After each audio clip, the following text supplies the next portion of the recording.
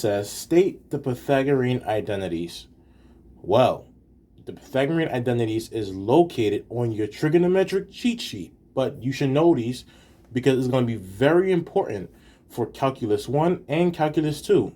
For Calculus 1, when it comes to finding the derivative of an inverse trigonometric function, and then for Calculus 2, we are focusing on trigonometric substitution as well as trigonometric integrals.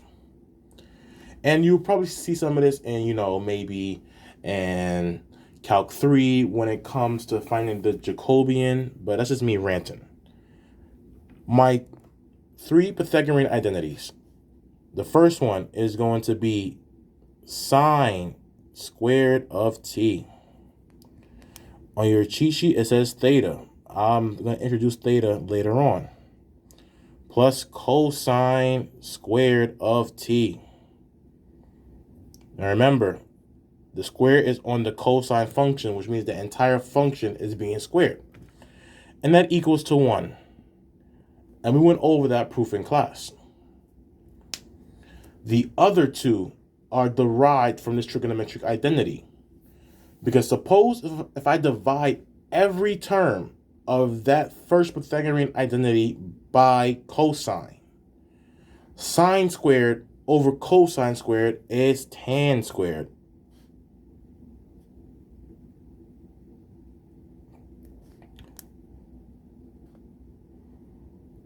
Cosine squared divided by cosine squared is 1. And then on the right side, 1 over cosine squared is secant squared.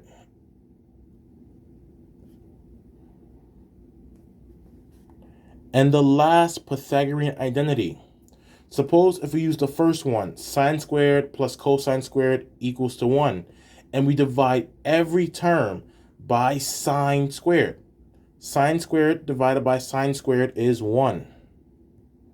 Cosine squared over sine squared. Cosine over sine is cotangent. Cotangent is the reciprocal of tangent, which is sine over cosine. So that is cotangent squared. And then 1 over sine squared. 1 over sine is cosecant. So that's going to be cosecant squared of t. So once again, these identities are located right here, except they're using theta, which is the same thing. Doesn't make too much of a difference. But we prefer using theta when it comes to degrees. But we're going to be using theta for degrees and radians in chapter 5.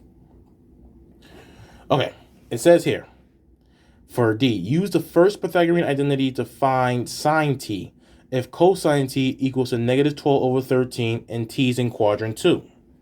Now remember, in quadrant 2, sine is positive. Sine is positive in quadrant 2. Remember, sine is the y coordinate on the unit circle, and y in quadrant 2 is positive, as well as its reciprocal, which is cosecant. Now, let's find that using the Pythagorean identity.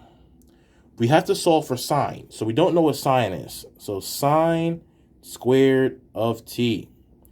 And you can use this, you can reference section 5, I believe it was part D, when solving a problem like this. Plus cosine squared. Cosine of t is negative 12 over 13. So for cosine squared of t, that is going to be negative 12 over 13 squared. And that is equal to 1. Solve for sine. Let's square the negative 12 over 13. Negative 12 squared is 144. 13 squared is 169. And that equals to 1. To get sine by itself, we're first going to subtract both sides by 144 over 169.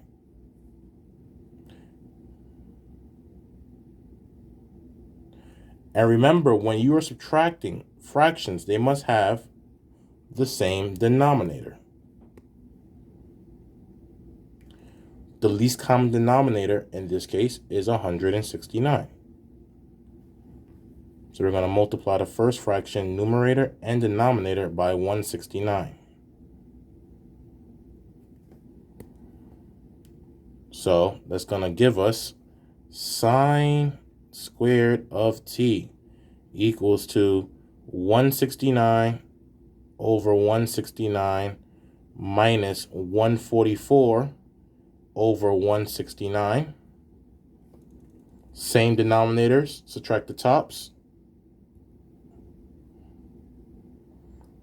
169 minus 144 is 25. So 25 over 169. And remember, we want to find sine. And to get sine, we're going to apply the square root to both sides of our equation.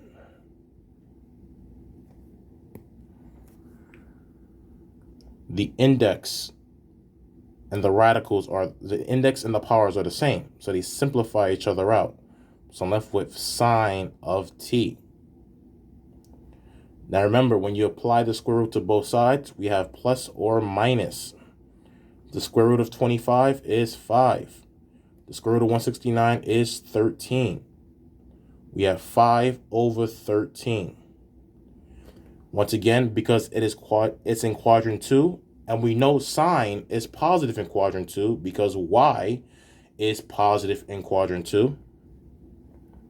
Sine equals to positive 5 over 13. Now, let's say if it was like in quadrant 3, then it would have been negative 5 over 13.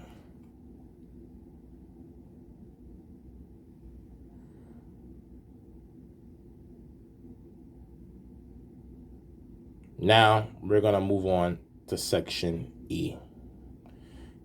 Use the answers in part D to find tangent, secant, cosecant, and cotangent. Sure thing. Well, cosine. Well, I'm going to write sine first. Sine is 5 over 13. Cosine of t was negative 12 over 13. Let's find tangent. Tangent, once again, is sine over cosine.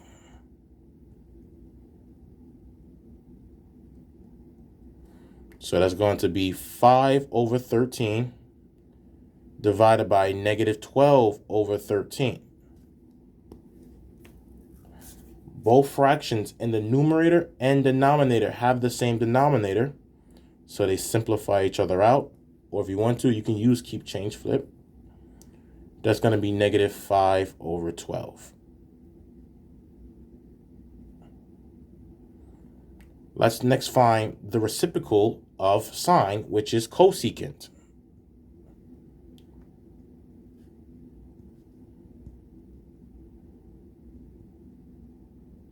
The reciprocal of 5 over 13 is 13 over 5. Let's find the reciprocal of cosine, which is secant.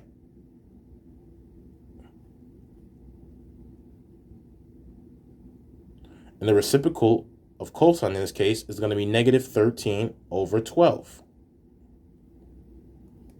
And let's find cotangent, which is the reciprocal of tangent.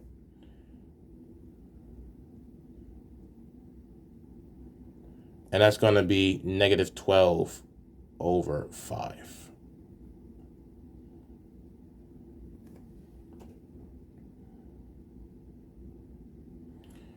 All right, guys. Hope that made sense. Hope you enjoyed this. That is it to part 6. Make sure you have a good understanding on how to work the Pythagorean identities, how to work the unit circle, and how to find the missing trigonometric function using one of the Pythagorean identities. The quadrant is very important and crucial to receiving full credit for this section. I'll see you in section number 7.